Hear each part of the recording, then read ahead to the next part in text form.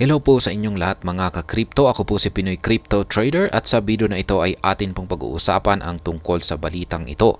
Kung saan ay ayan daw po, may mga Shiba Inu whales ang nag-trigger ng $50 million na surge. Ayan, sa kalagitnaan ng nagaganap na FOMO craze. At ayan, bago po tayo magpatuloy ay nais ko po munang bigyang linaw ang aking disclaimer kung saan ang nilalaman po ng video na ito ay hindi po ito isang financial advice.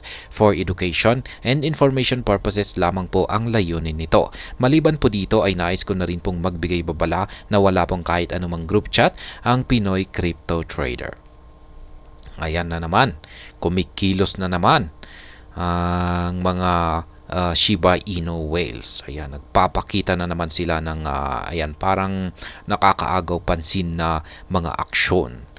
Ayan, sa mga hindi nakakaalam, yung mga bago pa lamang dito na mga investors, ayan, yung kung saan ay ito pa lamang yung unang pagkakataon na makainkwentro or nainkwentro ang mga katagang whales, yan, Shiba Inu whales ay yan po yung tawag natin sa mga bigkating mga investors. Yan po yung kung makapag-invest po sila ay yung kanilang pondo na ipinapasok ay nagkakahalaga ng ilang mga milyong dolyares. Ayan, during a week marked by a remarkable surge in the cryptocurrency market, Shiba Inu or SHIB, the meme-inspired cryptocurrency that has garnered considerable interest, took center stage. Ayan.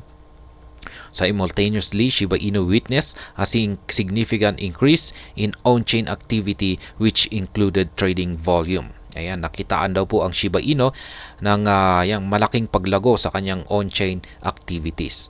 Ayan, kasama na po dito ang kanyang trading volume. The cryptocurrency wallet addresses facilitating transactions worth over $50 million in SHIB during the same period. Ayan, sa parehong oras na rin ay nakapagproseso or nagkaroon ng transactions ang mga wallet addresses na nang umaabot sa halagang $50 million ng SHIB. The surge in both trading volume and on-chain activity didn't go unnoticed within the cryptocurrency community. Ayan, yung nakitaan raw po na surge or paglaki ng trading volume sa on-chain activity. Ayan, at saka trading volume ni Shiba Inu ay hindi po ito pinalampas ng cryptocurrency community. Ayan, kasi napansin po niya, kapansin-pansin po yan. Kaya talagang manonotice po nila yung kaganapan na ito.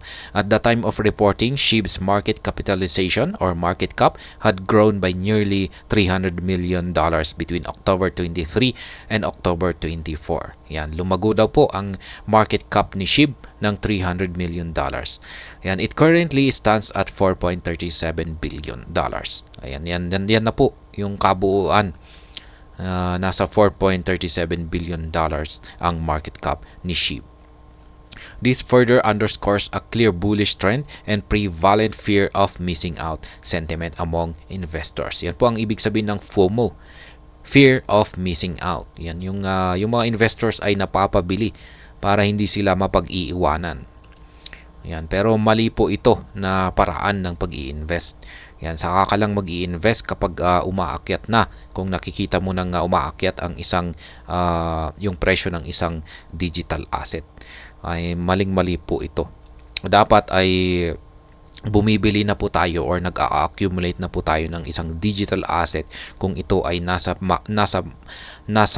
napakababa nitong presyo. While the increase in trading volume is undoubtedly heartening for SHIB holders, the uptick in on-chain activity is equally noteworthy. A significant increase in whale activity related to SHIB transactions was observed during this period. This was particularly regarding those involving sums exceeding $500,000. Those transactions were meticulously monitored through the spot on-chain platform. Nakikita po sa pamamagitan po ng spot on-chain platform ay pwede po nating i-monitor yung mga transactions na malalaki na tulad nito. Ayan, $500,000.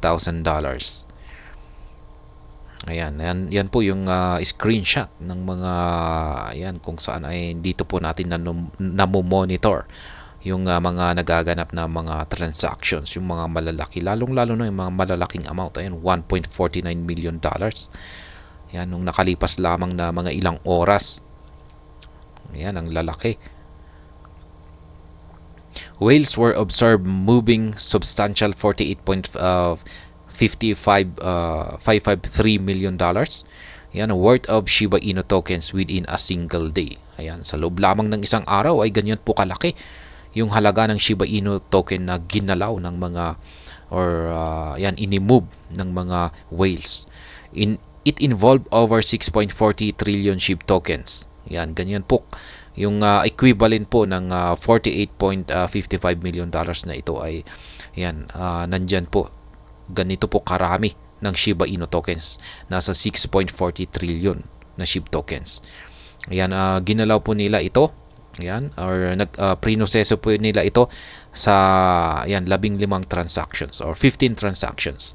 Among the participants in these transactions were major cryptocurrency exchanges like Binance and KuCoin. Ayan. Ginamit po nila ang mga centralized exchanges, mga kilalang exchanges na katulad nila Binance at saka si KuCoin. It also included prominent industry players such as Wintermute Trading, ayan, Robinhood, BTC Turk, and a few undisclosed addresses. Ayan, talagang kinalat nila. How is Shiba Inu faring now? At the time of reporting, SHIB was trading 50 digits, 7413, indicating a 2.42% price decrease within the past 24 hours. However, over the previous week, SHIB has gained 7.73%. This further came with a 2.4% price appreciation over the last 30 days. This price surge offered a welcome development for the SHIB community, particularly after a challenging period for Shiba Inu holders. Ayan, yan po yung kalagayan ngayon ni Shiba Inu. Naglalaro po ito sa presyong 50 digits, 7413. Yan, hindi po ito gaanong gumagalaw, pero ayan, yung naging base po sa technical analysis natin kanina ay ayan, nagpakita naman po ito ng magandang performance kung saan ay umangat naman po ang kanyang presyo. However, it's crucial to exercise caution during periods of heightened enthusiasm in the cryptocurrency market. FOMO can lead retail investors to enter positions at elevated prices, potentially resulting in financial losses. Yan na nga yung sinasabi ko kanina na hindi po maganda ang sumabay or makipag-FOMO, yung fear of missing out, kasi madalas pong nagre-resulta ito sa talo or financial losses. Ayan, siguro syempre may mga ibang nakakapag-FOMO diyan. Yan, yung siguro maswerte sa tingin ko ay mga swerte lamang yung mga taong kumikita sa pamamagitan ng FOMO. Pero sa kadalasan, karamihan or majority na nag-FOMO ay nauuwi ito sa financial losses. Additionally, investors need to conduct comprehensive analysis of Shiba Inu's fundamentals and assess the demand for the token to make well-informed decisions. Ayan, totoo po yan. Kailangan pa rin po natin ng sarili natin na pagre-research, pag-analysis, ayan, para magkaroon tayo ng ating sariling decision. Ayan, well-informed decisions. Kaya, ayan, ang nagaganap ngayon dito kay Shiba Inu. May mga kumikilos. Ayan, kumikilos na yung mga Shiba Inu whales. Pero ayan, wag po tayong padadala sa mga FOMO. Kasi pwede talagang dyan po tayo magkaroon ng mga financial losses. At ayun, hanggang dito na lamang po tayo sa video na ito. Sana po ay inyong nagustuhan ang aking paliwanag dito. Kung inyo po itong nagustuhan ay pakiclick lamang po ang like button nito.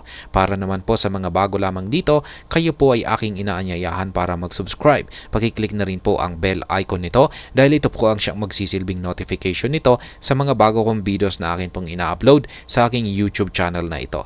Marami pong salamat sa panonood. Ingat po tayo lagi at God bless po sa ating lahat.